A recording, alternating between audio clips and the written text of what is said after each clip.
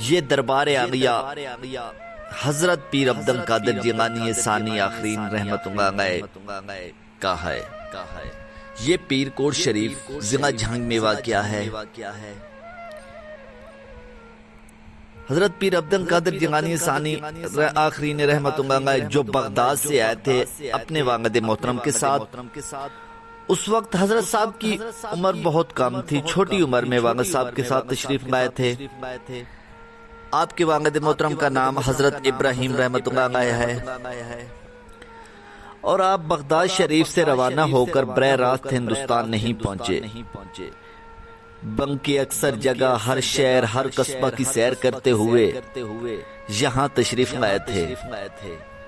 حضرت پیر عبد القادر جیلانی ثانی آخرین رحمت اللہ علیہ کی 3 شادیاں ہیں۔ آپ کی ایک شادی مغلی خاندان میں اور 2 شادیاں سادات میں ہیں۔ آپ نے مغلی خاندان میں شادی کی، ان سے آپ کا ایک بیٹا تھا جن کا نام سید شاہ مرزا صاحب ہے۔ ان کا مزار مبارک کومو تارڑ شہر میں ہے۔ دوسری شادی سادات کے گھر میں ہوئی تھی، جن سے سید پیر حامد علی شاہ صاحب اور حضرت پیر غلام مصطفیٰ شاہ صاحب پیدا ہوئے۔ ان کے مزارات ضلع گجرات میں ہیں۔ تیسری شادی سید حسن شاہ صاحب گیلانی لاہوریے کے ہاں ہوئی۔ ان میں سے آپ کے 2 فرزند تھے، سید پیر عمر شاہ صاحب اور سید پیر پرویز شاہ صاحب۔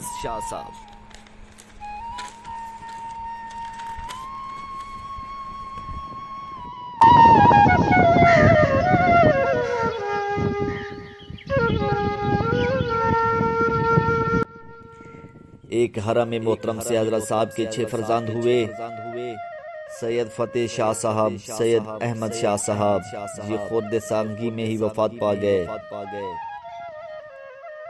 اور حضرت سید پیر محمد گیلانی شاہ صاحب، حضرت پیر سید مبارک شاہ صاحب، حضرت پیر ابراہیم شاہ صاحب، پیر سید گیلانی شاہ صاحب کی اولاد اکثر پیر کوٹ شریف میں آباد ہے۔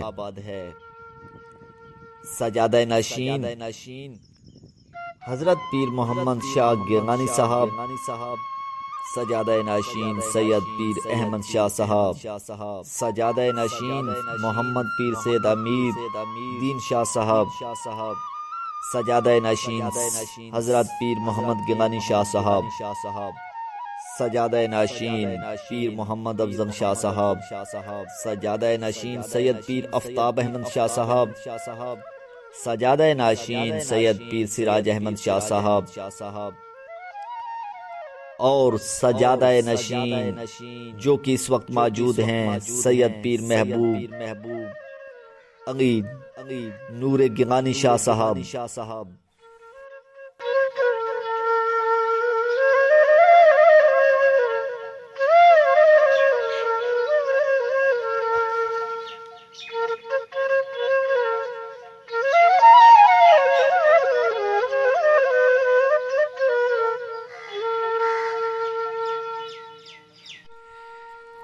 خلیفہ احمد سے مروی ہے کہ ایک روز حضرت پیر صاحب کو وہ شہر میں رونق افروز ہو کے بیٹھے تھے کہ اچانک آسمان پر ابر چھا کر دور سے گرجنے لگے۔ حضرت صاحب نے حاضرین کو خطاب کر فرمایا، جاؤ اور بادلوں کو کہہ دو کہ جو اس جگہ سے کئی کوسوں کے فاصلے پہ جا کے برسنے کا حکم ہے، اس جگہ کے لوگوں کو کیوں ڈراتے ہو؟ جب بادلوں کو اس طرح کہہ دیا گیا تو غیب سے آواز آئی کہ قبلہ اعظم آپ کا فرمان صحیح ہے، اور واقع ہی ہم کو وہاں جا کر برسنے کا حکم ہے۔ اگر حضور کا اسی طرف تشریف لے جانے کا ارادہ ہو تو ہم رکاب ہو جائیں۔